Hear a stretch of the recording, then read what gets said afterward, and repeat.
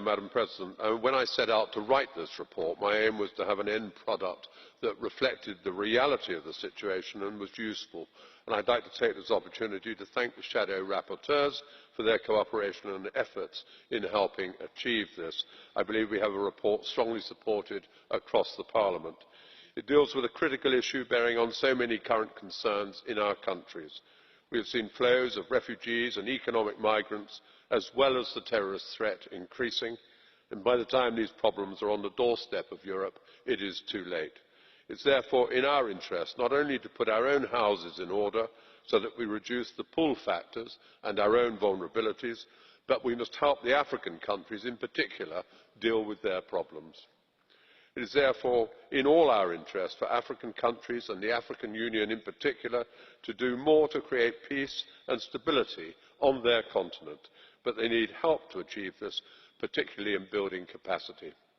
A key priority is to make the African Standby Force operational and really effective as soon as possible.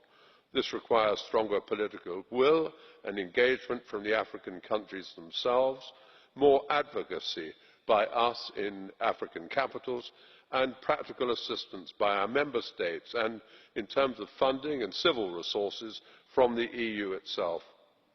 So often Parliament's reports give the impression that the EU alone is shouldering the world's problems. This is far from the truth.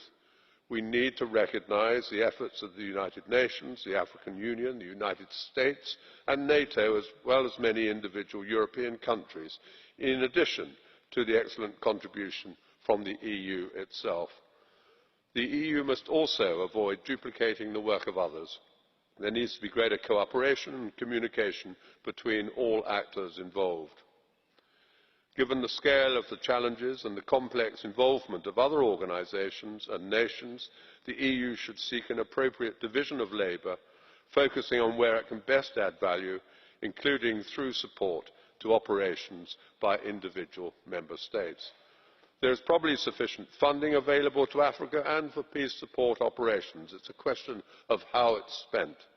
There is a requirement for greater transparency and accountability in order to give assurance about appropriate spending. We have a duty to ensure funds are not abused or wasted. The EU should focus its efforts. It needs to prioritise. There are a great many issues to be dealt with, and it would be most effective to be selective in the ones we attempt to tackle. Our engagement over the years in helping overcome the problem of anti-personnel landmines, which have been such a threat in post-conflict development, is a case in point. I do not happen to believe that promotion of the CSDP agenda is the right focus. Others are better able to provide military support. The EU can be useful in other ways, and I do not support, therefore, the references to CSDP that have been made through amendments to my report in committee. In order for PSOs in Africa to be effective in bringing about real change, there must be a consistent drive towards a more coordinated response by all international actors. The UN must carry the main responsibility for external military intervention, but the African Union must increasingly take the regional lead, supported by the most capable of our nations, as well as by the United States, by NATO and by the EU as appropriate.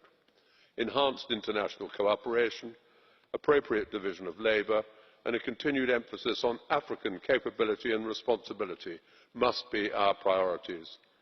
The needs of the African countries concerned and the security and cohesion of our own countries should be the overall guiding principles for EU involvement. Thank you, Madam